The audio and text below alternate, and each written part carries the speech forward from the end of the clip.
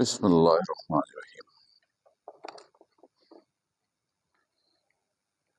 आज से इंशाल्लाह हम लोग अपने फिजिक्स का टॉपिक जो है वो स्टार्ट कर रहे हैं। यूनिट नंबर 1 जिसका टाइटल है वेक्टर एंड इक्विलिब्रियम। तो आज हम लोग सबसे पहले वेक्टर पे बात शुरू करेंगे। अच्छा, जरा सा लेक्चर्स का पैटर्न समझ लीजिएगा। देखिए, जो टॉपिक हम लोग स्टार्ट करेंगे उसका जो पहला सेगमेंट होगा उसमें उस टॉपिक से रिलेटेड सारी जो बेसिक इंफॉर्मेशंस हैं और उससे रिलेटेड जो बेसिक एमसीक्यूज होंगे, अटेम्प्ट करने के जो तरीके होंगे, वो हम लोग डिस्कस करेंगे। फिर दूसरे सेगमेंट में हम लोग उस टॉपिक के एमसीक्यूज की प्रैक्टिस करेंगे। राइट, ये है नॉर्मल प्रोसीजर। ठीक है, देखो सबसे पहले हमें ये समझना है कि वेक्टर होता है क्या है, और वेक्टर को समझने के लिए 3 चीजों का मतलब समझना है। Number 1, magnitude.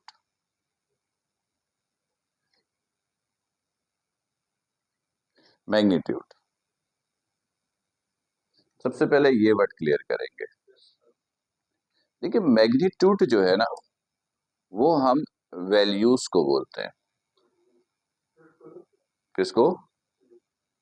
सॉरी, नहीं, मैग्नीट्यूड हम लोग वैल्यू को कहते हैं। मैं एग्जांपल से समझाता हूँ। फर्स्ट करो, मैंने कहा आपकी हाइट कितनी है।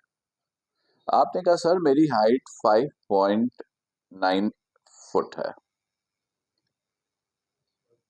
मैंने कहा इस वक्त आपकी जेब में पैसे कितने हैं। आपने कहा सर 100 रुपीज है। मैंने कहा वो बॉडी मूव कर रहा है, बताओ उसकी वेलोसिटी कितनी है। आपने कहा 10 मीटर पर सेकेंड। मैंने पूछा इस वक्त टाइम कितना हुआ। आपने कहा सर 11:03 हुए हैं सुबह के। ठीक है, ये मैंने कुछ एग्जाम्पल दी। इन एग्जाम्पल में ये जो वैल्यू है, ये जो वैल्यू है, इसको कहते हैं मैग्नीट्यूड। ये है मैग्नीट्यूड। राइट। अच्छा, दुनिया में, यूनिवर्स में ऐसा कुछ भी नहीं जो एग्जिस्ट तो करता हो लेकिन उसका मैग्नीट्यूड ना हो। बगैर मैग्नीट्यूड के कुछ होता ही नहीं है, यानी मैग्नीट्यूड सबके पास है। ठीक है, मैग्नीट्यूड का वर्ड समझ में आ गया। फिर एक वर्ड इस्तेमाल करते हैं, प्रॉपर डायरेक्शन या प्रॉपर यूनिट। पहले प्रॉपर यूनिट की बात करते हैं। देखो, यूनिट क्या है? एक वर्ड या एक से ज्यादा वर्ड जो किसी क्वांटिटी की पहचान बनाते, उसको कहते हैं यूनिट या यूनिट्स। आप शॉप पे जाकर बोलो we have to required 5। Shopkeeper आपसे पूछेगा बेटा 5 क्या? यू अगेन से वी हैव टू रिक्वायर्ड 5। वो फिर पूछेगा बेटा 5 क्या? यू अगेन से वी हैव टू रिक्वायर्ड 5। सोचो थोड़ी देर में क्या होगा।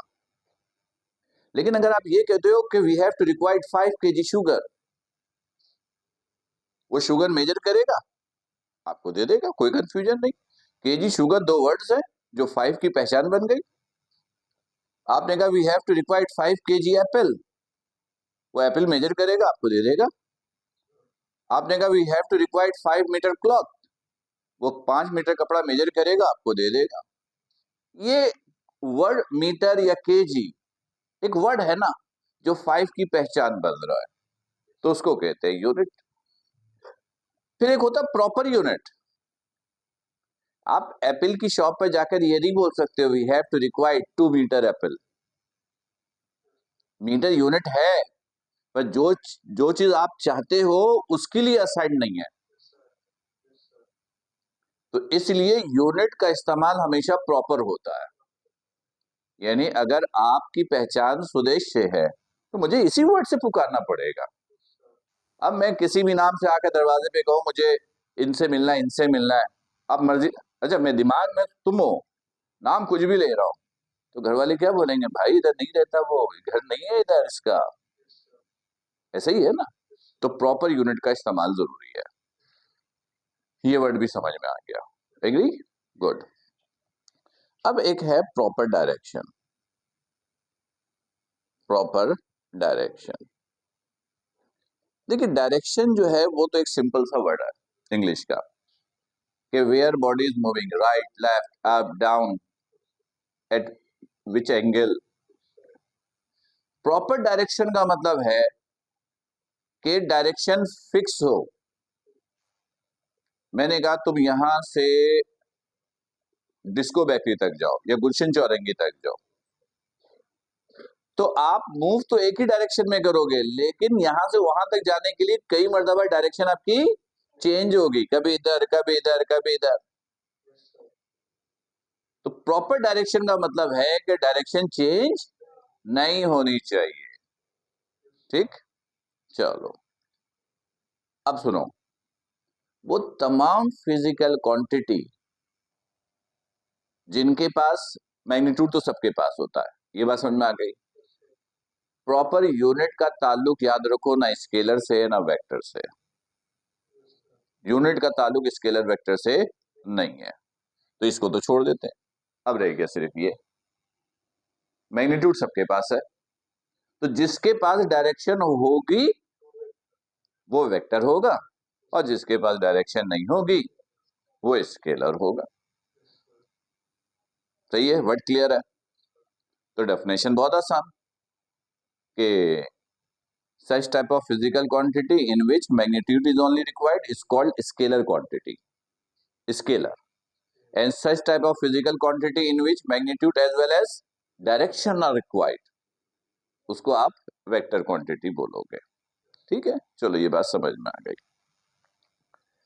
अब पेपर में एक एमसीक्यू आ सकता है, जो भी हमने बात की स्केलर वेक्टर, वैसे इतना आसान एमसीक्यू नहीं पूछेंगे, लेकिन हम तो हर ऑप्शंस को देखेंगे। एक एमसीक्यू आएगा, हम कोई भी एक फिजिकल क्वांटिटी का नाम लेंगे और पूछेंगे बता दो ये स्केलर है या वेक्टर है, ठीक है। जैसे फॉर एग्जांपल आसान सा टर्म पूछ लिया, टाइम, तो आप बोलोगे सर स्केलर, वेलोसिटी तो आप बोलोगे वेक्टर। क्यों? क्योंकि इनके बारे में आपको पता है कि टाइम के पास कोई प्रॉपर डायरेक्शन नहीं है,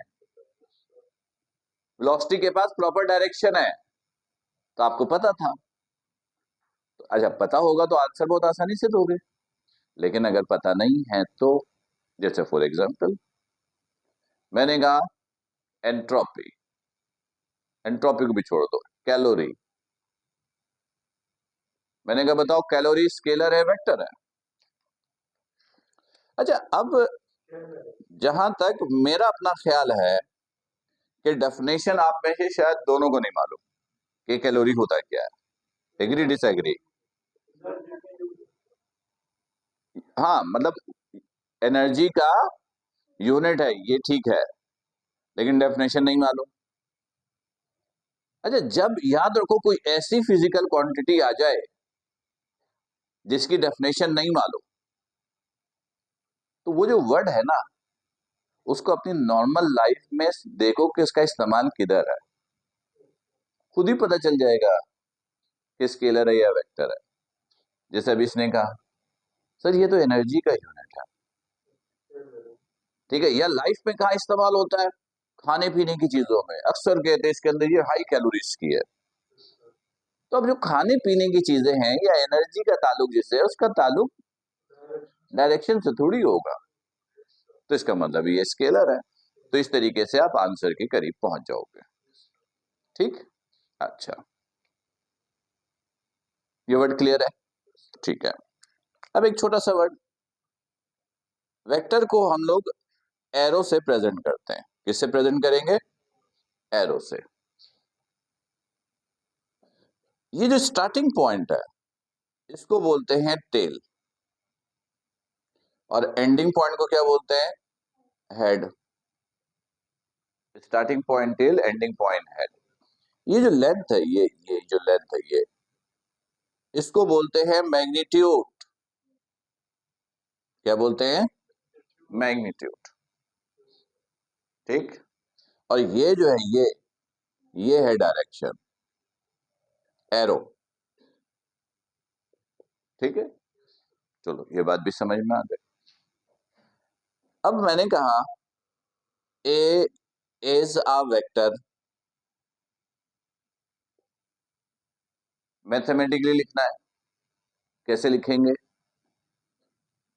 इसके ऊपर एरो का साइन। सवाल पैदा होता है, क्या जरूरी है एरो का साइन? Answer is no. देखो, सॉरी, नहीं, बिल्कुल जरूरी नहीं है। मैं ये समझाना चाह रहा हूं। वैसे वेक्टर के लिए ऊपर एरो का साइन, एरो ही बताता है कि ये वेक्टर है। लेकिन एक बात बताओ कि क्या तुम दोनों को बताने की जरूरत है कि तुम मेल हो या तुम फीमेल हो? नहीं ना। कुछ चीजें बाय डिफॉल्ट होती हैं, कैरेक्टरिस्टिक्स से पता चलती हैं। ठीक है, तो बिल्कुल इसी तरह कि जब हम वैल्यूज देंगे, किसी चीज का इस्तेमाल करेंगे, तो वो सिचुएशन देख के हमें पता चल जाएगा ये स्केलर है या वेक्टर है। लेकिन फिलहाल ये ध्यान पे रखोगे कि एरो का साइन है, पर ये कोई हार्ड एंड फास्ट रूल नहीं है। ठीक। अच्छा, अच्छा, अब अगर ये वेक्टर है तो इसके पास कितनी चीजें हैं? दो चीजें, मैग्नीट्यूड और, मैंने कहा यार इसका थोड़ा सा मैग्नीट्यूड लिखकर बताओ।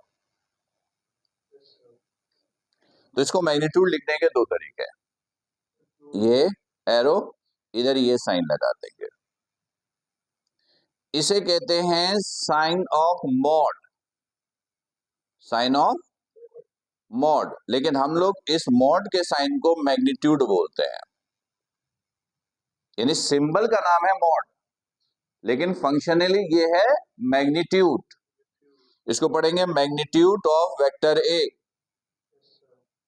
मैग्नीट्यूड ऑफ वेक्टर ए, या दूसरा तरीका, ये वेक्टर है। ये वेक्टर तो तब है ना जब तक आपने ऊपर एरो लगाया हुआ है। एरो हटा देते, बगैर एरो के लिख दो तो वो किसको रिप्रेजेंट करेगा? मैग्नीट्यूड को। मैग्नीट्यूड को। एरो है तो वेक्टर, एरो नहीं है तो मैग्नीट्यूड। क्लियर? पर ये मैं फिर बता दूं, ये हार्ड एंड फास्ट रूल नहीं है। सिचुएशन से हैंडल हम करते हैं कि ये स्केलर है या वेक्टर है। सही है, चलो ये बात भी हो गई। अच्छा, अब थोड़ी सी हम लोग बात करें वेक्टर की टाइप्स पे। ठीक है,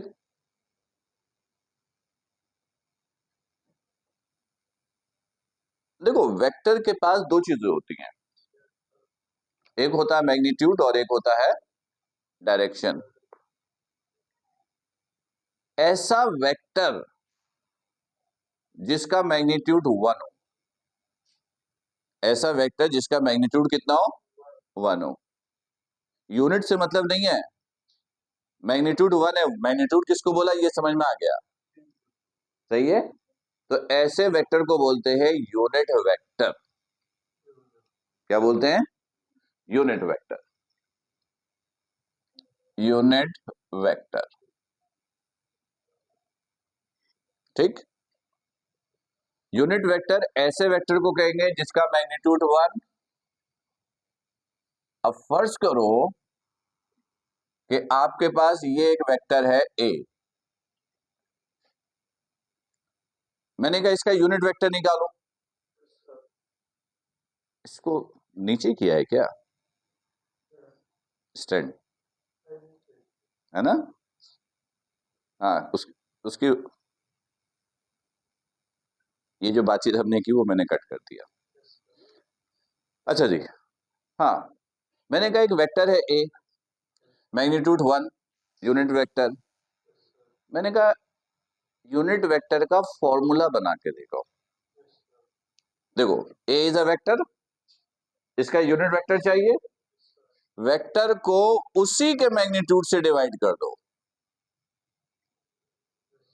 वेक्टर को उसी के मैग्नीट्यूड से डिवाइड कर दो, जो रिजल्ट आएगा वो उसका यूनिट वेक्टर, और ये उसकी पहचान है।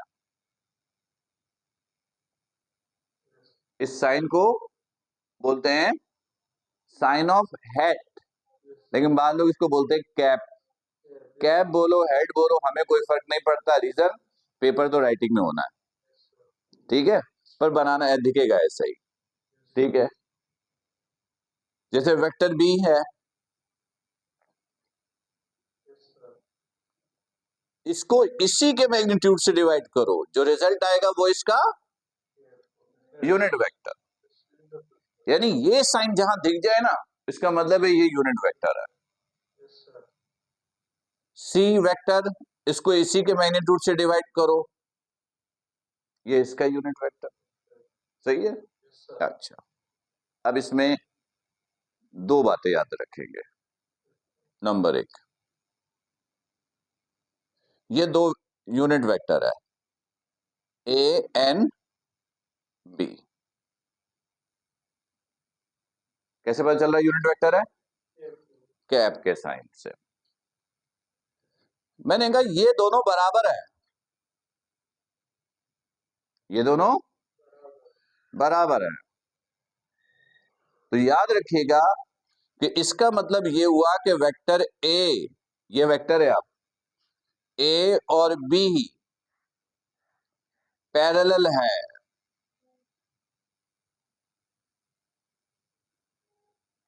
यूनिट वेक्टर बराबर तब ही होगा जब वो वेक्टर पैरेलल होगा, अदरवाइज यूनिट वेक्टर सेम होता ही नहीं है। पैरेलल का दूसरा मतलब 0 डिग्री, राइट, ठीक है। चलो ये तो बात हो गई यूनिट वेक्टर की। अब इधर देखोगे, एक वर्ड इस्तेमाल करते हैं पोजीशन वेक्टर।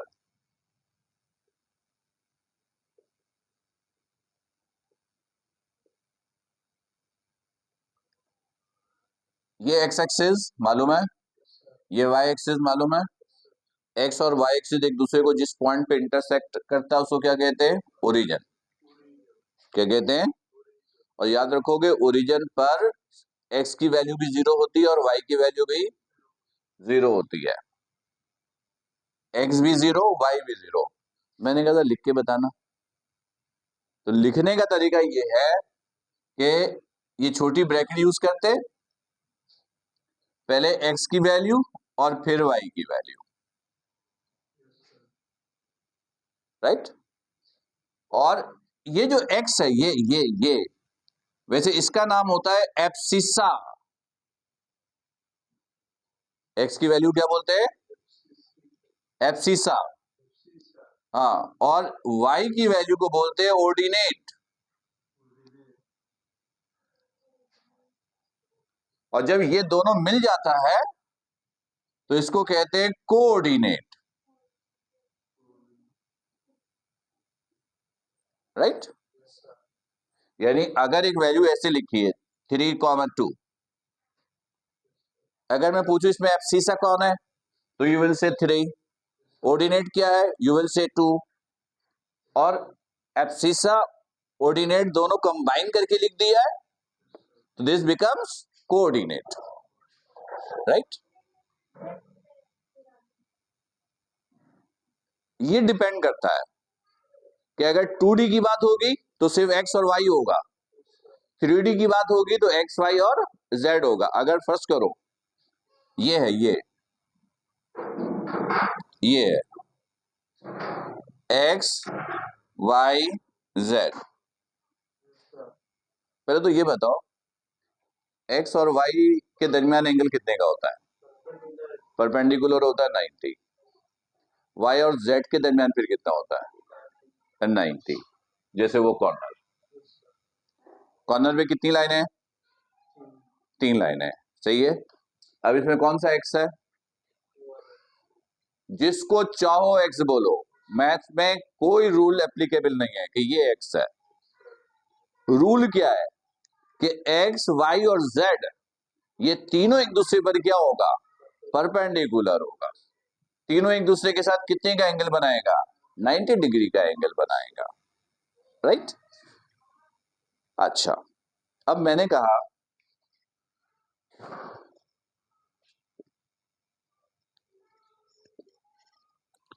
कहा ये तो x है, ये y है, ठीक है, अज्यूम दिख रहा है 90 है ना, ये 90 है, लेकिन z किधर होता है? इधर होता है, ये होता है, ये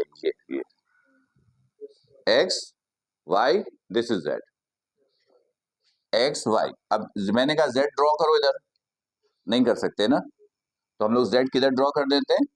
इधर। तो अब ये तो 90 नजर नहीं आ रहा ना, लेकिन यहां पे रखेंगे, यहां पे रखेंगे कि ये भी 90 है। अब सवाल एक पैदा होता है कि सर ये 90 क्यों नहीं दिख रहा?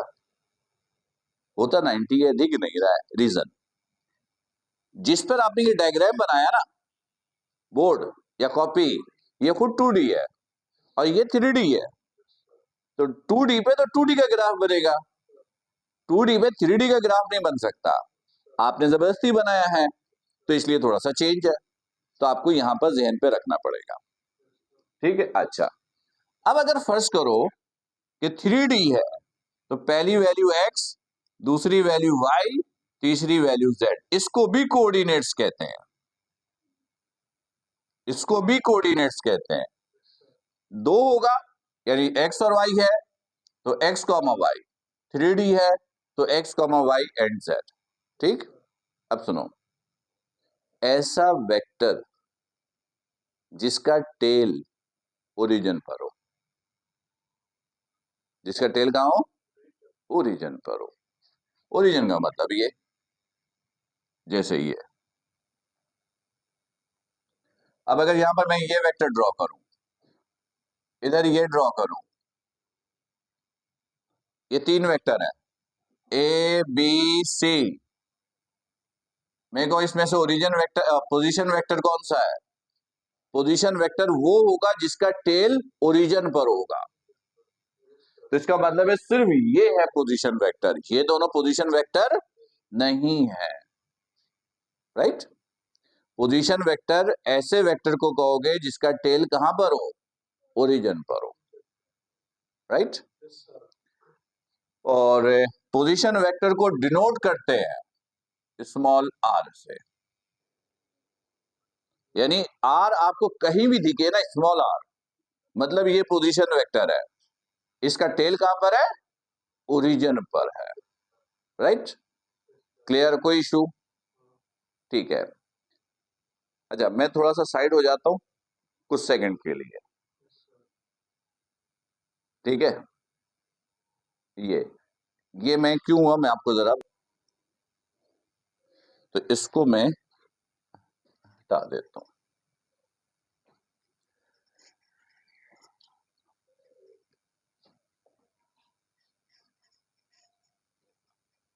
अच्छा जी, अब फर्ज करो ये दो वेक्टर है ए बी, ए बी, दोनों की लेंथ बराबर है। लेंथ बराबर होने का मतलब है मैग्नीट्यूड बराबर है, लेकिन डायरेक्शन एक दूसरे की क्या है? चेंज है। मैंने कहा इन दोनों को ऐड करो, आपने ये ऐड किया a प्लस बी, तो a, b और a आपस में क्या है? बराबर। तो b की जगह क्या लिखा है? a, डायरेक्शन क्या ऑपोजिट है? तो एक प्लस का और दूसरा, ये प्लस का है तो ये माइनस का, तो a plus B, a plus minus minus, result is a minus a, 0। Confusion? मैंने कहा a प्लस बी निकालो, a मैंने एज इट इज कॉपी किया, अब b की ये प्लस अपनी जगह पर, मैंने कहा b की वैल्यू पुट करो, तो b a के बराबर है, तो b की जगह a, डायरेक्शन ऑपोजिट है, डायरेक्शन ऑपोजिट होता है तो साइन बदल देते हैं, प्लस को माइनस कर देते हैं, तो ये माइनस, प्लस माइनस माइनस, ए माइनस ए जीरो, एग्री। गौर से सुनो, वेक्टर का एक रूल है, वेक्टर ऐड करो या सब्ट्रैक्ट करो, रिजल्ट जीरो नहीं आना चाहिए। लेकिन अब तो आ गया, जब रिजल्टेंट जीरो आ जाए, वेक्टर को ऐड करने पर रिजल्ट जीरो आ जाए, तो उसको जीरो नहीं पुकारोगे, उसको नल वेक्टर पुकारोगे। और नल वेक्टर को ओ से लिखते हैं। किससे लिखते हैं? नल वेक्टर को ओ से लिखते हैं। फिर सुनो, null vector is actually the sum of two vectors which are equal in magnitude but opposite in direction। दो वेक्टर जिनका मैग्नीट्यूड बराबर, डायरेक्शन ऑपोजिट, और उनका जो नेट रिजल्ट होता है उसे कहते हैं नल वेक्टर। नल वेक्टर को किससे लिखते हैं? ओ से। शॉर्ट फॉर्म में ऐसे भी बोल सकते हो, ऐसा वेक्टर जिसका मैग्नीट्यूड जीरो, ऐसा वेक्टर जिसका मैग्नीट्यूड जीरो। लेकिन हकीकतन नल वेक्टर क्या होता है?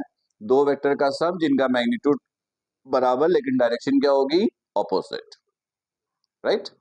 चलो, नल वेक्टर भी समझ में आ गया। अब एक और, ये बड़ा इंपॉर्टेंट है, फ्री वेक्टर।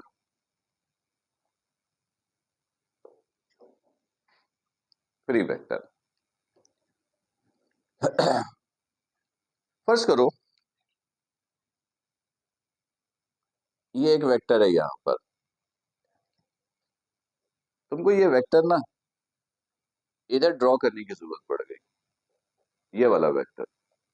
तो सवाल ये, क्या इस वेक्टर को मैं इधर ड्रॉ कर सकता हूं? या इधर जरूरत पड़ गई तो क्या इधर ला सकता हूं? आंसर इज यस, लेकिन एक शर्त है, वेक्टर का मैग्नीट्यूड और डायरेक्शन चेंज नहीं होना चाहिए। वेक्टर का मैग्नीट्यूड और डायरेक्शन चेंज नहीं होना चाहिए। मैग्नीट्यूड मतलब ये, और डायरेक्शन मतलब यहां से एक एक्स एक्सिस लाइन ड्रॉ करो, ये एंगल फर्स्ट करो 30 डिग्री, तो इसको बोलेंगे डायरेक्शन। यहां पे एक पॉइंट क्लियर ही कर दूं मैं, ये डायरेक्शन का वर्ड आगे बहुत जरूरत पड़ेगी। वेक्टर में डायरेक्शन किसको बोलते हैं? डायरेक्शन के दो मतलब है। नंबर एक, when you will explain right left up down, this means direction. यानी जब मैं आपसे कहूं कि डिटरमाइन डायरेक्शन, तो मतलब आपको बताना है राइट लेफ्ट अप डाउन, दाएं बाएं ऊपर नीचे किधर, एक मतलब। दूसरा मतलब होता है angle, angle from x axis, यानी जिसकी डायरेक्शन चाहिए ना, आप उसका एंगल एक्स एक्सिस से बता दो, तो ये उसकी डायरेक्शन है। यानी डायरेक्शन का मतलब सिर्फ ये नहीं होगा कि राइट लेफ्ट या अप एंड डाउन। डायरेक्शन का ये भी मतलब होता है कि जब आप ये बताने के काबिल नहीं हो कि राइट लेफ्ट अप डाउन, तो आप ये बता दो कि वो वेक्टर एक्स एक्सिस से कितना एंगल बना रहा है, ये भी डायरेक्शन है। ठीक, तो ये देखो, इसको मैंने यहां ड्रॉ किया, ये अगर 10 सेंटीमीटर तो ये भी 10 सेंटीमीटर, ये एंगल 30 तो ये भी 30। सॉरी, वाई एक्सिस से बिल्कुल बना सकता है। ये देखोगे, दिस इज वेक्टर, ये 10 सेंटीमीटर, ये वाई एक्सिस, फर्स्ट करो ये 60 डिग्री, तो ये वेक्टर को यहां ड्रॉ करो, दिस इज वाई 60 डिग्री, ये वही 10 सेंटीमीटर। लेकिन नॉर्मली हम लोग एक फॉर्मेट बनाते हैं कि एंगल हमेशा कहां से मेजर करेंगे? एक्स पर, ताकि एक ही कॉन्सेप्ट के साथ आगे बढ़े। पर एंगल कहीं से भी बन सकता है, वाई से बन सकता है, नेगेटिव एक्स से बन सकता है, नेगेटिव वाई से बन सकता है, कहीं से भी बन सकता है, राइट। तो जब किसी वेक्टर को आप एक जगह से दूसरी जगह मूव करवाओ, मैग्नीट्यूड और डायरेक्शन चेंज न हो, तो ऐसे वेक्टर को बोलते हैं फ्री वेक्टर। और काम की बात क्या है कि हर वेक्टर फ्री वेक्टर होता है।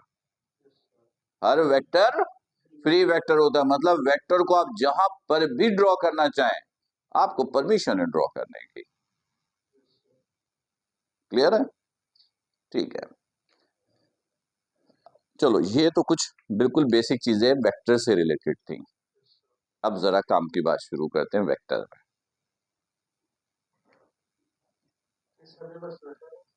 हाँ,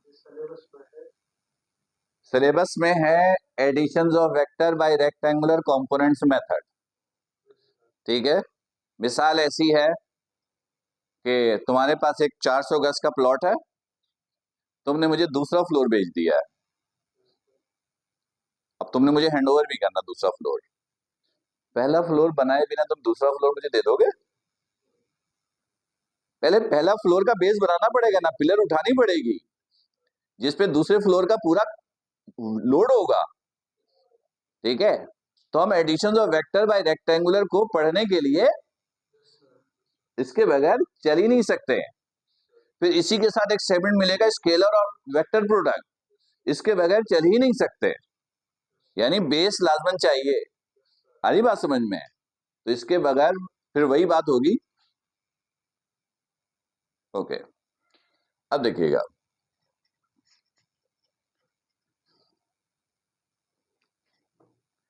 अब जैसे ये है मैग्नीट्यूड कैलकुलेट करना, कैलकुलेशन सीखते हैं। देखो मैंने पहले दिन बोला था कि एप्टीट्यूड एग्जाम्स इंफॉर्मेशन एक गेम है जो इंफॉर्मेशन पे खेली जाती है। इंफॉर्मेशन जितनी अच्छी होगी ना, आप इतना अच्छा खेलोगे। देखो, एक वो लोग होते हैं कि आपको एक मोबाइल फोन खरीदना है, आप दुकान में गए, हर दुकान पे जाकर ढूंढ रहे हो, देख रहे हो, कर रहे हो। एक तरीका ये होता है, घर से होमवर्क करके जाओ, सारी सोर्सेज अवेलेबल है, चेक कर लो किसकी क्या स्पेसिफिकेशन है, क्या अच्छा है, क्या है, रिव्यू ले लो, पूरा होमवर्क कर लो, जहन बन जाएगा मुझे ये वाला मोबाइल लेना है। तो डायरेक्ट शॉप पे जाओ, उसको बोलो भाई ये मोबाइल देखो। क्या होगा? परेशानी से बचोगे। वरना वहां पर यही पता नहीं है कि मोबाइल फोन खरीदना कौन सा है, सबको तंग कर रहे हैं, खुद भी तंग हो रहे हैं। तो इंफॉर्मेशन जितनी अच्छी होगी ना, आप इतनी तेजी के साथ वर्क करोगे। तो ये सारी छोटी छोटी इंफॉर्मेशन अच्छे तरीके से याद हो। ठीक, ओके। देखो, फर्स्ट करो एक वेक्टर है ए। पहले ये बताओ रेजोल्यूशन ऑफ वेक्टर का क्या मतलब?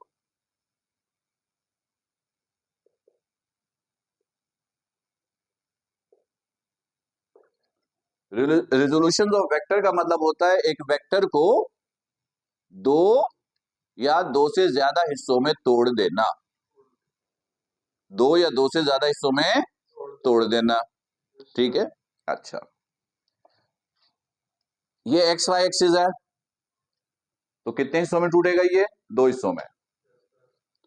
ये है वेक्टर एफ, ये है एंगल थीटा। दो हिस्सों में कैसे तोड़ते हो? यहां से एक परपेंडिकुलर ड्रॉप करोगे, एक कंपोनेंट इसको बोलते हो, एक कंपोनेंट इसको बोलते हो। नजर नहीं आ रहा? आ रहा। ये एफ है, तो इसको बोलोगे एफ एक्स, इसको बोलोगे एफ वाई। ठीक है, अच्छा। अब ये देखो जरा गौर से, ये वेक्टर है, मैंने ये थीटा दिया,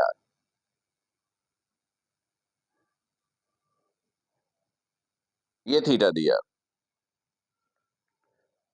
ये एफ है। अब बताओ एक्स कौन सा, वाई कौन सा है? हाँ, गलत थी।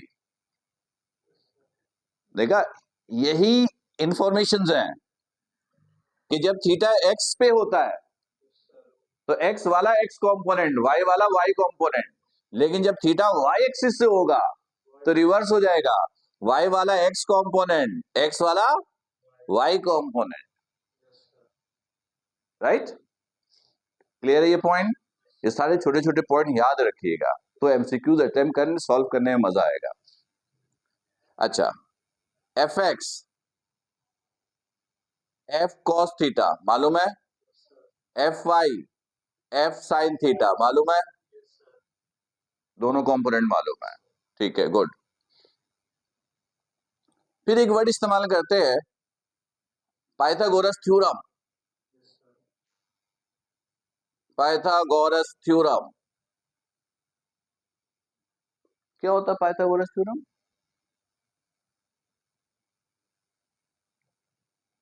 ये देखोगे, हाइपोटेनियस का square is equal to base square plus perpendicular square, इसको कहते हैं पाइथागोरस थ्योरम।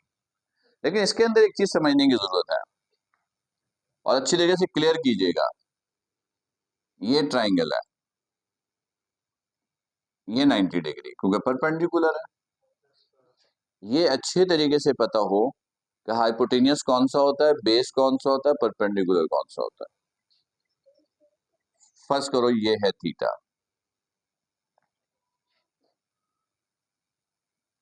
90 के सामने वाला हाइपोटेनियस, सही है। थीटा, थीटा के सामने वाला परपेंडिकुलर, तो नॉर्मली हम समझते हैं बेस इसी को बोलते हैं, बिल्कुल ऐसा कोई रूल नहीं है। थीटा के सामने वाला परपेंडिकुलर, 90 के सामने वाला हाइपोटेनियस, बाकी जो एक बच गया वो बेस, या जिसपे 90 और थीटा दोनों है वो बेस। लेकिन अगर यही चीज मैं यहां पर ऐसे ड्रॉ करूं,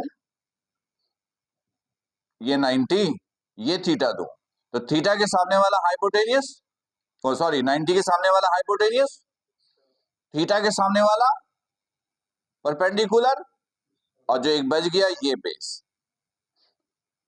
याद रहेगा? गुड। अच्छा, अब फर्ज करो कि एक वेक्टर है एफ, इसके दो कंपोनेंट है, F x square, F x और एफ वाई, एफ एक्स और, तो ये देखोगे, ये बनाया है मैंने, ये तो अगर इस पे पाइथागोरस थ्योरम लगाओ तो क्या होगा? हाइपोटेनियस क्या है इसमें? हाइपोटेनियस का क्या नाम है? हाइपोटेनियस का क्या नाम है? एफ। बेस का क्या नाम है? F x. परपेंडिकुलर का क्या नाम है? F Y. अब यहां पर बिठा के रखना, पाइथागोरस थ्योरम जब भी यूज होता है सिर्फ मैग्नीट्यूड यूज होता है, डायरेक्शन यूज नहीं होता, डायरेक्शन यूज नहीं होता। स्क्वायर हटाने के लिए रूट लेंगे, F x square plus F Y square. ठीक, तो एक सवाल का जवाब दो। वेक्टर के दो कंपोनेंट्स हैं, दो कंपोनेंट्स हैं एक्स और वाई, उनके दरमियान बनने वाला एंगल कितने का होगा? Two components, good, two components F X and F Y, इनके दरमियान हमेशा कितना होगा थीटा? 90। सॉरी, फिर से बोलो, ये आया था, मैंने कहा ना कि मैं आपको बता दूं मैं फिर, कि अगर आप पूरे मेरे लेक्चर्स को, यानी जो हम लोग पढ़ ले एंड तक संजीदगी से आप रिवाइज करते हो, प्रैक्टिस करते हो, एक एमसीक्यू मिस नहीं होगा, एक एमसीक्यू मिस नहीं होगा, ये 100% श्योर है। ठीक है, अच्छा, एक तो ये, फिर फर्स्ट करो। अच्छा, अब ये पता कैसे चलता था 90? दो, एक तो यहां से पता चलता है एफ एक्स एफ वाई 90, दूसरा ऐसे याद रखो एक्स वाई जेड, अभी अभी आपने बोला एक्स वाई जेड तीनों एक दूसरे के साथ कितने का एंगल बनाता है? ये एक्स और वाई है, चाहे कंपोनेंट ही क्यों ना हो, एक दूसरे के साथ 90। अब इसी तरह मैं कहूं कि you have three component X Y and Z, बताओ वाई और जेड के दरमियान कितने का एंगल है? यू विल से 90, किसी भी दो के दरमियान एंगल 90। क्लियर? अच्छा, ये बात हो गई। अब एक चीज और बताऊं, जब किसी वेक्टर का डायरेक्शन चाहिए, क्या चाहिए? डायरेक्शन के कितने मतलब है? दो। एक मतलब, हाँ, राइट लेफ्ट अप डाउन की बताना, ये नहीं पता चल रहा, फर्ज ये नहीं बता सकते। थीटा बताना पड़ेगा, दूसरा मतलब है। अगर थीटा निकालना है, क्या निकालना है? थीटा। तो क्या यूज करेंगे फिर क्या करेंगे? कोई भी ट्रिग्नोमेट्रिक रेशियो यूज करेंगे। साइन कॉस और टेन में से आप जो चाहो यूज कर लेना, जो आपको आसान लगे। साइन कॉस और टेन में से जो चाहो यूज कर लो। नॉर्मली हम लोग यूज करते हैं टेन। क्या यूज करते हैं? Tan theta. क्या यूज करते हैं? Tan theta. अब थोड़ा सा इससे रिलेटेड भी चीजें आपको बता दूं जो आपको लाजमन याद रखनी पड़ेगी। अभी फिलहाल इसको मिटाए, इधर देखोगे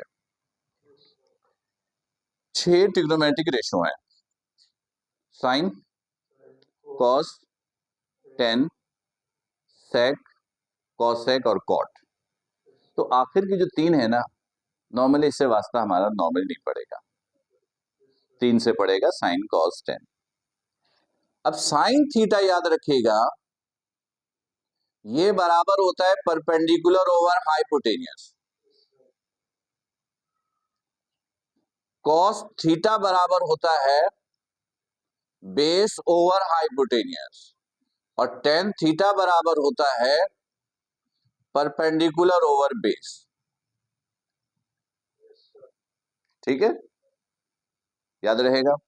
अच्छा, अब आपको ये तो पता है कि कैलकुलेटर अलाउ तो नहीं करना मिलेगा, तो थीटा जब निकालेंगे तो कैलकुलेटर नहीं होगा, तो फिर कैसे निकालेंगे?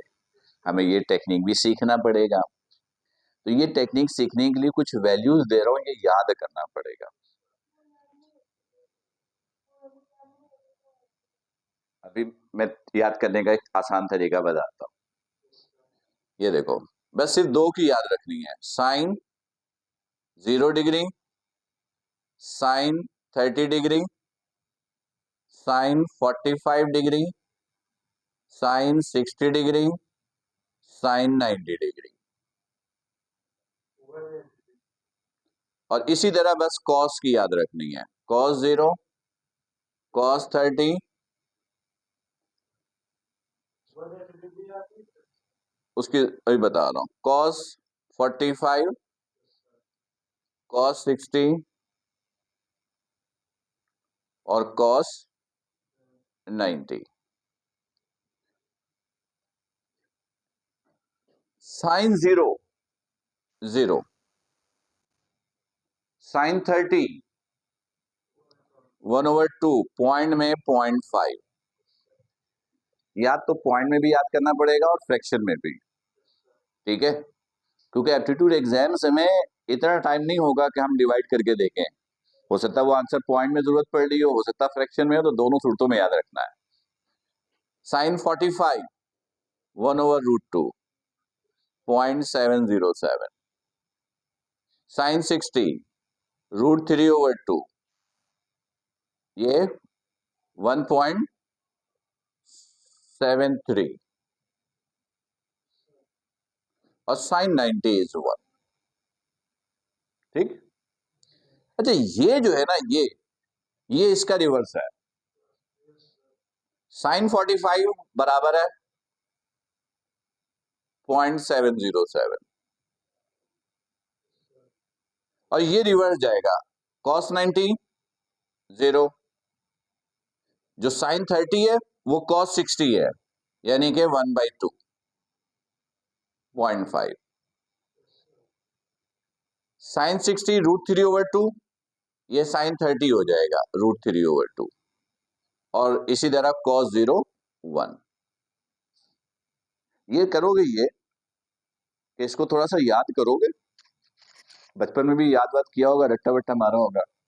करने के बाद ना एक दूसरे से पूछो, ठीक है? यानी ऐसे तुम इसको कहो कि मैं 4 वैल्यूज पूछूंगी, ठीक है? 4 का आंसर कितनी देर में देना, टाइम देखो, घड़ी रखो, कंपटीशन बनाओ आपस में, ठीक है? अब तेजी से पूछो, साइन 30, कॉस 45, कॉस 90, साइन 30। अब इसने आंसर देना है, फिर ये पूछे आप बताओ, ठीक है? तो इससे क्या होगा कि आपकी प्रैक्टिस होगी, नहीं भूलोगे, ठीक है? यानी याद करने के बाद आपस में जरा कंपटीशन बनाओ, एक दूसरे से पूछो, ठीक है? ये वैल्यूज बहुत अच्छे तरीके से याद होनी चाहिए। अगर एक याद है, एग्जाम में भूल भी गए, तो दूसरी वैल्यू रिवर्स में जा सकते हो। लेकिन बेहतर तो यही होता है कि हम याद करें, ठीक है? चलो ये बात भी हो गई, ठीक है? अब इधर आओ, फिर फर्स्ट करो, ए इज अ वेक्टर। ए एक वेक्टर है,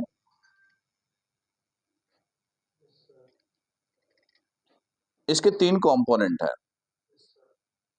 कितने कंपोनेंट है? 3, 3, 2 और 1, सही है? बताओ इसमें से x कंपोनेंट कौन सा है, y कौन सा है और z कौन सा है?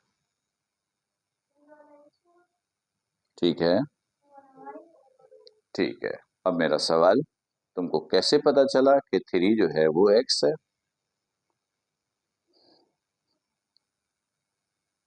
क्योंकि इसको तो मैं ऐसे भी लिख सकता था ना। मैंने, देखो मेरी लाइन पे गौर करो, मैंने कहा you have a vector A and its 3 component are this this and this, तो मैं ये भी बोल सकता था 2, 1 एंड 3। बात तो वही है, 3 कंपोनेंट है वो ये। कैसे पता चल रहा है कि 3 जो है वो x है? आंसर फिलहाल कोई नहीं बता सकता, एक्सपर्ट टीचर भी नहीं बता सकता इसमें से कौन सा x है, कौन सा y है, कौन सा z है। रीजन क्यों नहीं बता सकता? क्योंकि मैंने लिखा ही गलत है। क्या मतलब? मैंने वेक्टर के रूल को फॉलो नहीं किया। क्या फॉलो नहीं किया मैंने? वेक्टर का रूल ये कहता है कि जब वेक्टर को कंपोनेंट्स की फॉर्म में लिखो, तो तीनों कंपोनेंट की पहचान के लिए एक एक अल्फाबेट रखा गया है, उसका इस्तेमाल करो। यानी एक्स कंपोनेंट की पहचान के लिए, एक्स कंपोनेंट की पहचान के लिए अल्फाबेट आई है, वाई कंपोनेंट की पहचान के लिए जे है, और जेड कंपोनेंट की पहचान, जेड कंपोनेंट की पहचान के लिए के है। जरूरत नहीं, क्यों? आपको पता है टेन थीटा जो है, अच्छा टेन थीटा याद रखना sine theta over cos theta के बराबर है।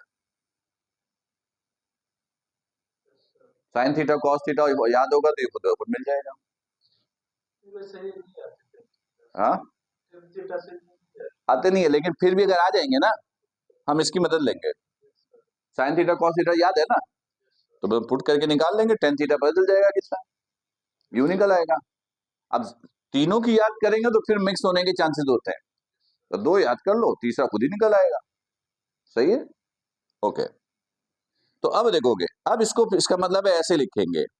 अब अगर मैंने इसको ऐसे लिख दिया, अब मैं पूछूं बताओ इसमें से एक्स कंपोनेंट कौन सा है, तो 2 जो है वो एक्स कंपोनेंट, 3 वाई कंपोनेंट और 1 जेड कंपोनेंट। ठीक, ठीक है। तो ये बता दो कि अगर एक वेक्टर के 2 कंपोनेंट्स हैं,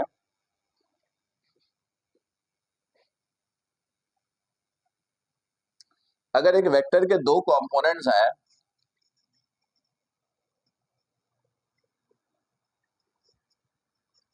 अच्छा, ये जब बोर्ड भर जाता है मिटाता हूँ और मैं साइड पे होता हूँ, इसका बता दूं रीजन फिर, कि जब आप लेक्चर देखोगे ना दोबारा, तो जैसे ये हिस्सा है, स्क्रीनशॉट लेकर अपने मोबाइल पे सेव कर लो।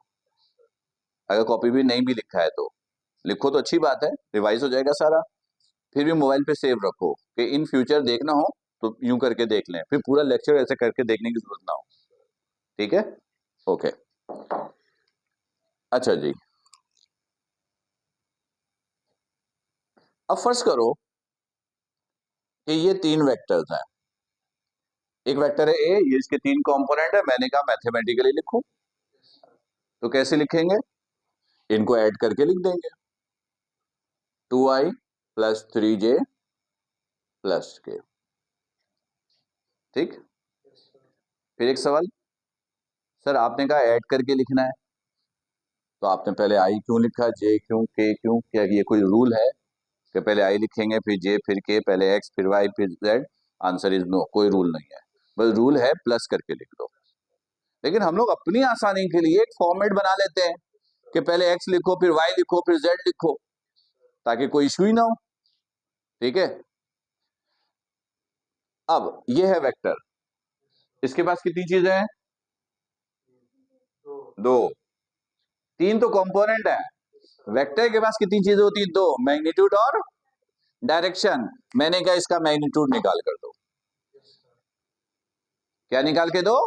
मैग्नीट्यूड। तो ये आपने मैग्नीट्यूड निकालने का तरीका सीखो। ये बन गया मैग्नीट्यूड, इधर रूट, तीनों कंपोनेंट के स्क्वायर का सम कर लोगे, तीनों कंपोनेंट का स्क्वायर का सम। मैग्नीट्यूड को मैंने कहा आप ऐसे भी लिख सकते हो, नहीं, ये वेक्टर का मैग्नीट्यूड का है।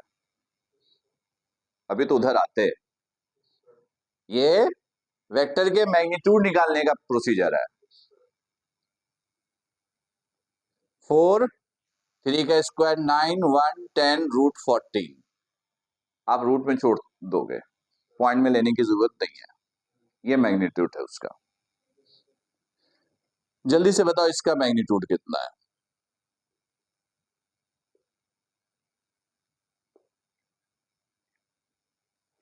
देखो कौन जल्दी आंसर देता, ओरली। हम्म,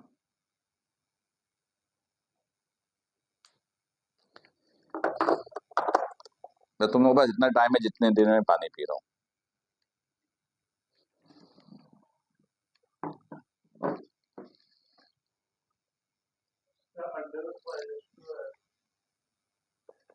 √2,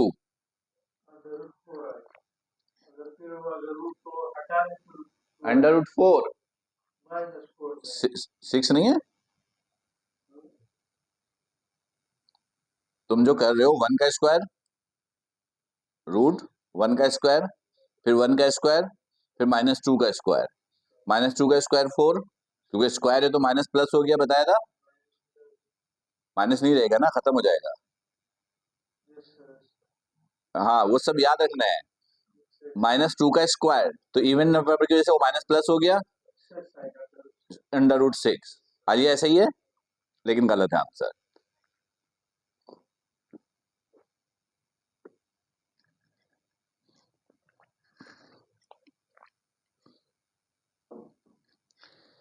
ये देखोगे यहां पर क्या पॉइंट समझाना है? किया तो तुम लोगों ने ठीक, लेकिन जब इस तरह का क्वेश्चन आ जाए ना, तो ये एक्स कंपोनेंट है, ये कौन सा कंपोनेंट है? ये कहाँ है के? ये भी जे है। देखो एमसीक्यूज में यही तो आपको हम डॉज देंगे कि आप जरा सा गलती करो और नंबर कट जाए। ये भी जे है, ये भी जे है, ये तो मैंने इसमें दिया ही नहीं था। और ये मत सोचना कि टीचर से गलती हो गई है, बच्चे बात होकर ऐसे भी सोच लेते हैं, अरे टीचर से गलती हो गई है तो के है।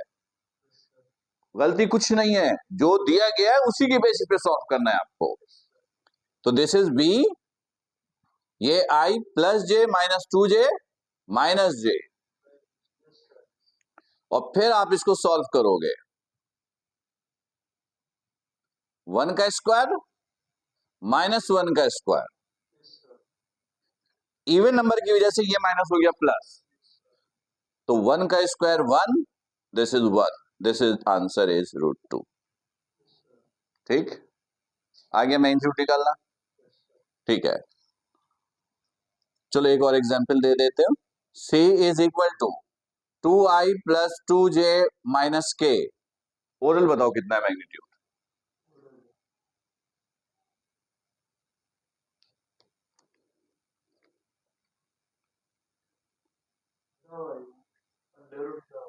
√9। 9 का रूट निकल नहीं रहा है, 3 आएगा। Good, very good. Alia, oral solve करो। इसका स्क्वायर करो, फिर इसका स्क्वायर करो, इसका स्क्वायर करो, ऐड करो और फिर रूट लो। 2 का स्क्वायर 2 का स्क्वायर 4, 4 4 8, माइनस 1 का स्क्वायर 1, 9, फिर रूट लेना है 3। ये इसका मैग्नीट्यूड 3। सही है, ठीक है, 3। ठीक, ठीक है। अब देखोगे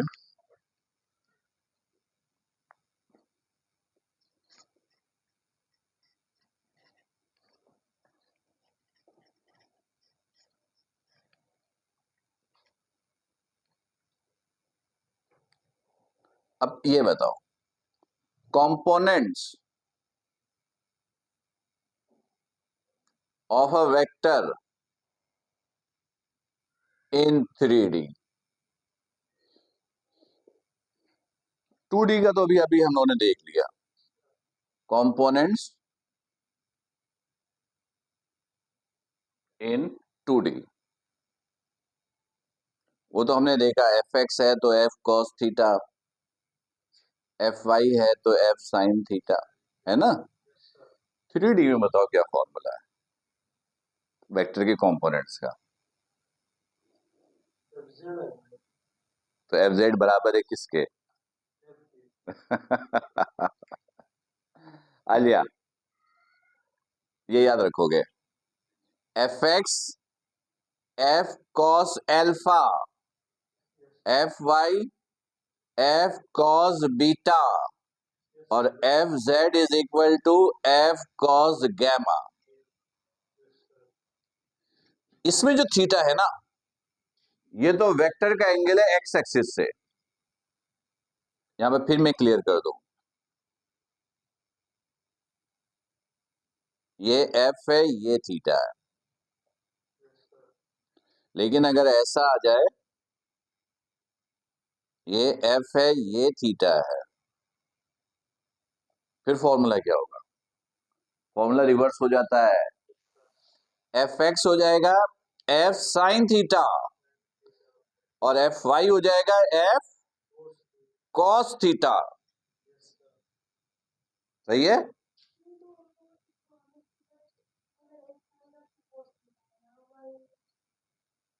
फिर से बोलो। हाँ, जब एंगल एक्स एक्सिस हो तो, जब एंगल एक्स एक्सिस, क्योंकि स्टैंडर्ड एंगल कहां से होता है? एक्स एक्सिस से। एंगल एक्स एक्सिस से होगा तो एक्स कॉस थीटा और वाई तो साइन थीटा। लेकिन अगर थीटा एक्स के बजाय वाई से दे दे तो फॉर्मूला रिवर्स हो जाता है, याद रखना, 2D में। और अगर इसका एमसीक्यू आएगा ना, तो यही ऑप्शन आएगा, क्योंकि ये तो इसका आंसर तो सब देंगे। ठीक है, यही तो आपको डिफरेंशिएट करेगा, तो ये याद रखेंगे। 3D में क्या है कि ये जो एंगल है, ये वेक्टर है एफ, एक्स एक्सिस से एंगल, ये एक्स है, ये वाई है, ये जेड है। एक्स एक्सिस से जो एंगल है ये अल्फा है, वाई एक्सिस से जो एंगल है वो बीटा है, और जेड एक्सिस से जो एंगल है वो गैमा है। यानी 3D में एक्स एक्सिस से एंगल अल्फा, वाई एक्सिस से और जेड एक्सिस से गैमा। लेकिन 2D में एंगल एक ही होता है, एक्स से या वाई से। वाई से होगा तो फॉर्मूला रिवर्स, एक्स से होगा तो फॉर्मूला ये। ठीक, याद रहेगा, गुड। अब दो वेक्टर का रिजल्टेंट निकालना, resultant of two vectors, resultant of two vectors. दो वेक्टर के रिजल्टेंट निकालने के याद रखिएगा चार ऑप्शन है। कितने ऑप्शन है? चार। पहला ऑप्शन, फर्स्ट करो दो वेक्टर एक ही डायरेक्शन में है, हाँ, इसको बोलते हैं पैरेलल, इसको बोलते हैं theta is equal to 0 degree between F1 and F2, कुछ भी बोल सकते हैं। यानी एमसीक्यू में ऐसे बोलेंगे two vectors are in same direction, या कहेंगे टू वेक्टर्स आर पैरेलल, या कहेंगे two vectors are making angle 0 degree, तीनों का एक ही मतलब है और आपको इन दोनों का रिजल्टेंट चाहिए। तो रिजल्टेंट के लिए क्या करोगे? दोनों को ऐड कर दोगे, F1 प्लस F2। नहीं लगाएंगे, नहीं लगाएंगे, यही तो याद रखना है, ठीक है। हाँ, यही तो गलती होती है। अंडर रूट तब लगता है जब पाइथागोरस थ्योरम यूज होता है, पाइथागोरस थ्योरम तब लगता है जब राइट एंगल ट्रायंगल होता है, और जब दो लाइनें पैरेलल होती हैं तो ट्रायंगल बनता ही नहीं है, ठीक है। यही तो गलती होती है हमारे। गलत हुआ था, मैं यही तो बोल रहा हूं, यही सारी इंफॉर्मेशन तो है। इंफॉर्मेशन जितनी अच्छी होगी ना इतना अच्छा खेलोगे, ठीक है। हम यही सारी तो गलतियां करते हैं। दो वेक्टर है, पैरेलल है, थीटा डिग्री 0 डिग्री का बना रहा है, सेम डायरेक्शन में, तीनों का मतलब एक है। रिजल्टेंट पूछे तो ऐड करेंगे, नंबर एक। अच्छा, अब मैं रिजल्टेंट की डायरेक्शन पूछूं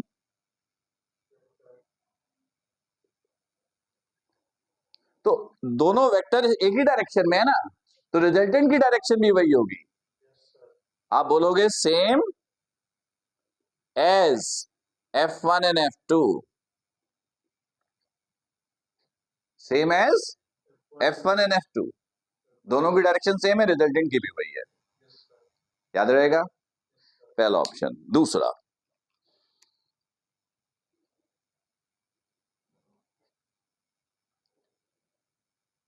दो वेक्टर एक दूसरे के ऑपोजिट है, F1 F2, इसको पहले बोलते हैं anti parallel, anti parallel. Theta की बात करेंगे तो 180 डिग्री, जब दो वेक्टर एक दूसरे का ऑपोजिट होगा तो थीटा कितना होगा? 180, 180 degree between F1 and F2 जी। और आपको रिजल्टेंट चाहिए तो क्या करेंगे? किस में से किसको? हाँ, ना ना ना ना, गलत। रूल क्या है? बड़े में से छोटे को माइनस करेंगे। हमें नहीं पता कौन सा बड़ा है, वो तो जब वैल्यू देंगे तो पता चलेगा ना, हो सकता है F1 बड़ी दे दे। तो मैं यहां लिख रहा हूं if F1 is greater than F2, first करो F1 F2 से बड़ा है तो रिजल्टेंट ये F1 माइनस F2, और अगर F2 ग्रेटर देन है F1 तो रिजल्टेंट इससे F2 minus F1। Direction,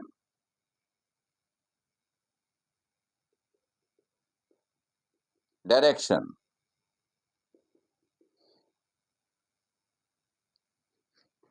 resultant की जो डायरेक्शन होगी, बड़ी वैल्यू जो है उसकी जो डायरेक्शन होगी वो रिजल्टेंट की डायरेक्शन होगी। अगर F1 ग्रेटर है तो रिजल्टेंट की डायरेक्शन सेम एज F1, और अगर F2 ग्रेटर है तो same as F2, right? Good.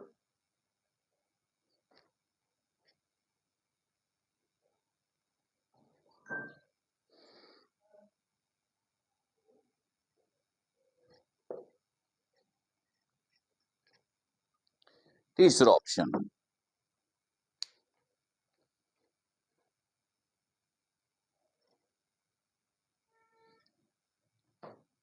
ये जो तुम लोग बोल रहे थे F1 F2 आर परपेंडिकुलर, इसको कहेंगे F1 and F2 are perpendicular. ये परपेंडिकुलर का साइन है, सही है।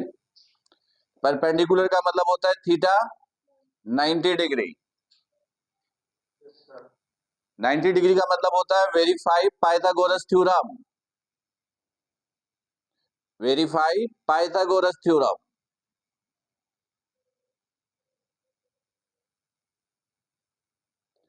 यानी याद रखिएगा, पाइथागोरस थ्योरम सिर्फ तब लगता है जब दो वेक्टर एक दूसरे पे परपेंडिकुलर हो, अदरवाइज नहीं लगता है। और फिर रिजल्टेंट के लिए ये formula F1 square plus F2 square. Direction, direction के लिए फिर ये इस्तेमाल करेंगे tan inverse F1 over F2। tan inverse F1 over या tan theta is equal to F2 over F1। लेकिन याद रखिएगा कि F1 on x axis, F2 on y axis, ठीक है। यानी y एक्सिस पे जो होगा वो ऊपर, x एक्सिस पे जो होगा वो नीचे। या tan थीटा बराबर है F2 ओवर F1, सही है। ये नहीं, ये तो मैंने सिर्फ ये किया है, tan को इधर लेके आओ, तो tan इनवर्स जब दूसरी तरफ जाता है तो tan थीटा हो जाता है, इधर कोई तब्दीली नहीं। अब अगर फर्ज करो कि यहाँ पर F2 x पर है, F1 y पर है, तो फिर रिवर्स हो जाएगा, F1 ओवर F2 हो जाएगा। इसलिए मैंने यहाँ लिखा है कि ये तब इस्तेमाल करेंगे जब F1 x पर और F2 y पर होगा, सही है। ठीक है, चौथा ऑप्शन,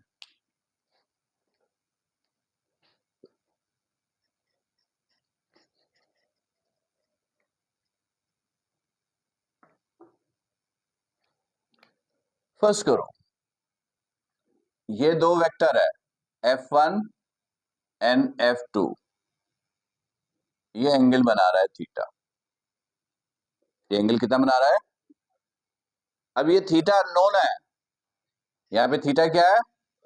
अननोन, नहीं मालूम कितना है, कुछ भी हो सकता है, 10 डिग्री, 30 डिग्री, 45, 60, 54, कुछ भी। तो फिर रिजल्टेंट के लिए ये फॉर्मूला है, root F1 square plus F2 square plus 2 F1 F2 cos theta, cos theta. और इस फॉर्मूले को कहते हैं which is called cosine law. पर ये सिर्फ फॉर्मूला ही याद रखिएगा, इसके एमसीक्यू आने के चांसेस कम होते हैं, पर फॉर्मूले का इस्तेमाल हम करेंगे, यानी एमसीक्यूज भी आ सकता है। ये तो आप लोग को पता है ना कि 15-20% एमसीक्यूज मुश्किल आते हैं, पूरा पैटर्न डिफाइंड होता है 15%, ठीक है ना। तो मुश्किल एमसीक्यूज में इसका रोल होता है, तो इसका कैसे इस्तेमाल करेंगे वो तो एमसीक्यूज में सीखेंगे। अभी तो इन्फॉर्मेशन है, इन्फॉर्मेशन जितनी अच्छी याद करके रखोगे आप एमसीक्यूज इतना अच्छा अटेम्प्ट करोगे, सही है। अच्छा, अब एक छोटा सा पॉइंट और, ये ट्राइंगल है, ट्राइंगल के कितने साइड्स होते हैं? 3, 1 2 3। तीनों को कोई भी नाम दे दो, जो दिल में आए दे दो, क्योंकि ये सीखना है, रट्टा नहीं मानना है। मैंने दे दिया ABC, दे दिया। अब 3 एंगल है, तीनों एंगल को जो नाम देना चाहो दे दो, जो दिल में आए दे दो।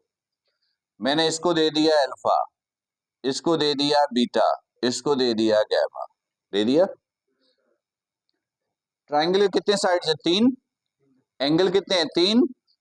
टोटल कितने हो गए? 6। 6 के दरमियान रिलेशन बताओ। उस रिलेशंस को कहते हैं law of sine. Law of sine is the relation among 3 sides and 3 angles of a triangle. Not right angle triangle, triangle. उसमें राइट एंगल भी आ गया है, राइट। अब वो रिलेशन है क्या, वो तरीका सीख लो बनाने का। तीनों में से कोई भी एक साइड ले लो, जो दिल में आए। कौन सा साइड ले? बी। बी ले लिया, फिर डिवीजन का साइन लगाओ।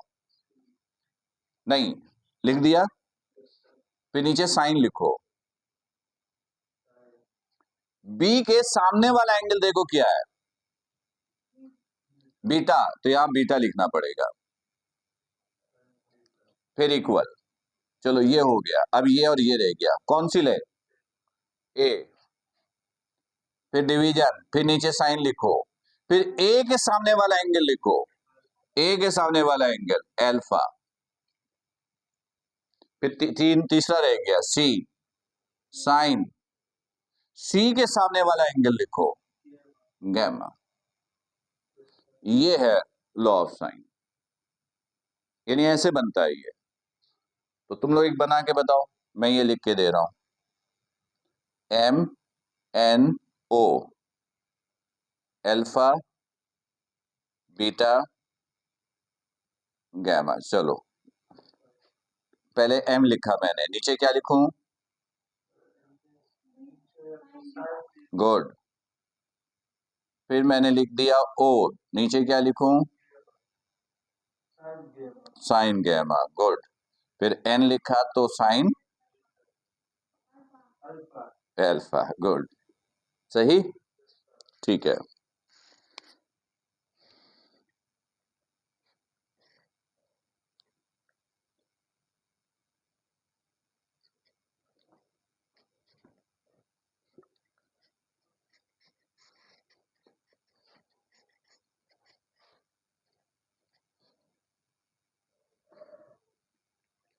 अच्छा जी, last information, additions of vector by rectangular component method. देखो एक्चुअल में टॉपिक था तो सिर्फ ये, लेकिन ये पता है ऐसा ही है। बास टीचर क्या करते हैं कि टॉपिक ये है तो बस डायरेक्ट यही शुरू करते हैं, ठीक है। अब होता ये है कि घर में शादी है, शादी का प्रोग्राम कितने दिन, कितने घंटे चलता है? 3 घंटे, 4 घंटे, 5 घंटे, एक दिन। लेकिन सोचो उसकी तैयारी कितनी पहले से करनी पड़ती है, सही है। वो जो पहले से आप तैयारी कर रहे हो, अगर वो तैयारी अच्छी है तो वो जो 3 4 5 घंटा है वो बहुत अच्छा रहेगा। लेकिन अगर वो तैयारी अच्छी नहीं है तो 3 4 5 घंटे खराब होंगे। तो ये है हमारा टॉपिक, ठीक। पर इसका ये मतलब नहीं है कि एमसीक्यू सिर्फ इसी से आएगा। पहले जो हमने जितनी बातें की हैं उससे भी आ सकता है। और अभी तुमने तो कहा कि ये तुम्हारे पेपर में आया था, गलत हुआ, इसका मतलब अंदाजा लगा दो कि अब हम अगर सिर्फ ये पढ़ते तो तुम तो एमसीक्यू नहीं कर सकते थे एग्जाम में। फिर बात समझ में आ रही है? ओके। अब ये है क्या, यानी इसमें इंफॉर्मेशन क्या है?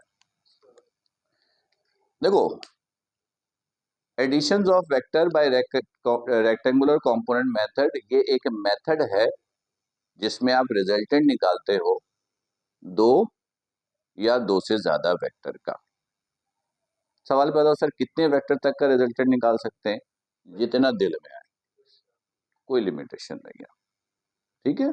अच्छा, फिर सवाल होता है क्या सर ये एक आसान मेथड है? Answer is second easiest method to calculate resultant of the vectors. तो पहला आसान मेथड कौन सा है? Head to tail rule. Head to tail rule is the simplest method to calculate resultant of two vectors which is not included in your syllabus, और वो हम आपसे पूछेंगे भी नहीं, पूछो क्यों?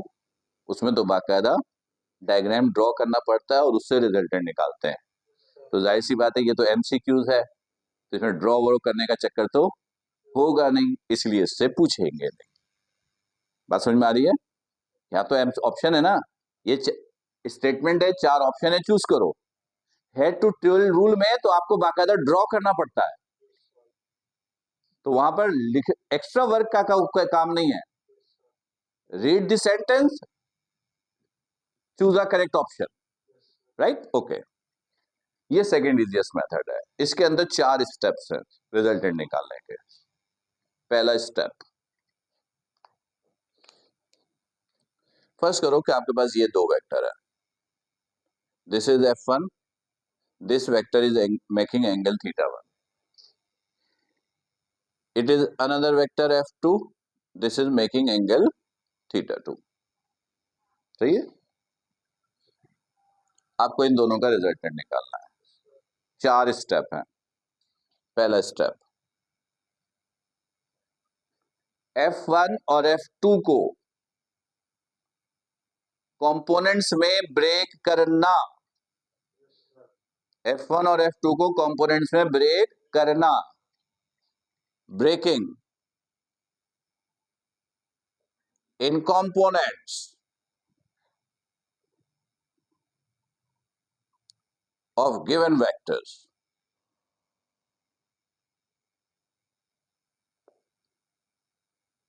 ब्रेक कैसे करते वो अभी हमने सीख लिया।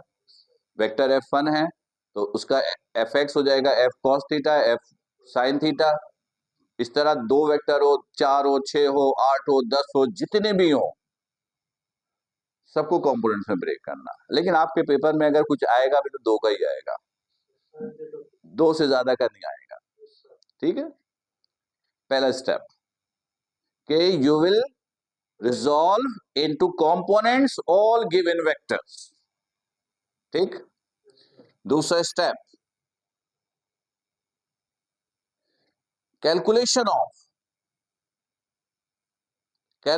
Of x and y component of resultant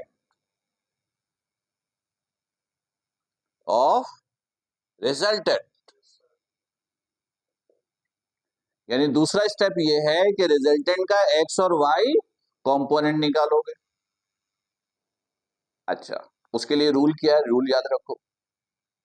resultant का x, फर्स्ट करो if f is the resultant, f is the resultant, तो रिजल्टेंट का x निकालने के लिए जितने भी वेक्टर्स गिवन है सबका x ऐड कर दो। सिंपल ऐड करना है, 2 है तो दोनों का x ऐड कर दो, 3 है तो तीनों का x ऐड कर दो। मैं अभी फिलहाल सिर्फ ऐसे लिख देता हूं f1x प्लस f2x। 2 है तो 2 ऐड कर दिया, 3 है तो 3 कर दिया, डॉटेड लाइन कर दिया, जितने कर दो। और y कंपोनेंट निकालने के लिए सबके y कंपोनेंट को ऐड कर दो। दिस इज, सबको ऐड कर दिया। ये है दूसरा स्टेप। तीसरा step, calculate magnitude of the resultant by using Pythagoras theorem. Calculation of magnitude of resultant by using Pythagoras theorem.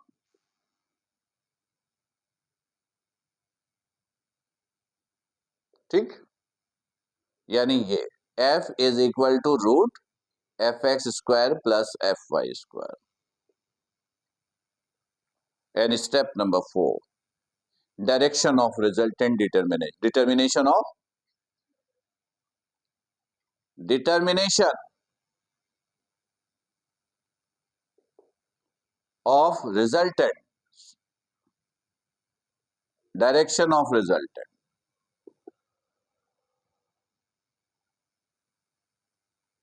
resultant, और उसके लिए आप यूज करेंगे tan theta F y over F x.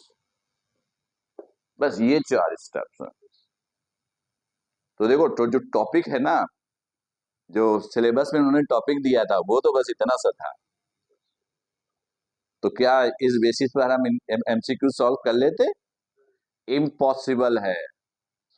तो अभी तो मैंने सिर्फ पहले टॉपिक की ना आपको बेसिक इंफॉर्मेशन दी है, और मैंने पहले कहा है कि एप्टीट्यूड एक गेम की तरह है जो इंफॉर्मेशन पे खेली जाती है. इंफॉर्मेशन जितनी अच्छी, गेम इतना अच्छा खेलोगे. तो ये जितनी बातें मैंने आपको की है ना, ये सब अच्छे तरीके से याद करनी है, प्रैक्टिस करनी है, मेमोराइज करनी है, ठीक है, याद रखनी है. तो जो अगला सेगमेंट होगा वो इसके एमसीक्यूज का होगा, जिसमें आसान एमसीक्यूज भी होंगे, मुश्किल भी होंगे और बहुत मुश्किल भी होंगे. तो लॉजिकली और मैथमेटिकली हम लोग उसको सॉल्व करना सीखेंगे. राइट? तो ये था आपका आज का लेक्चर.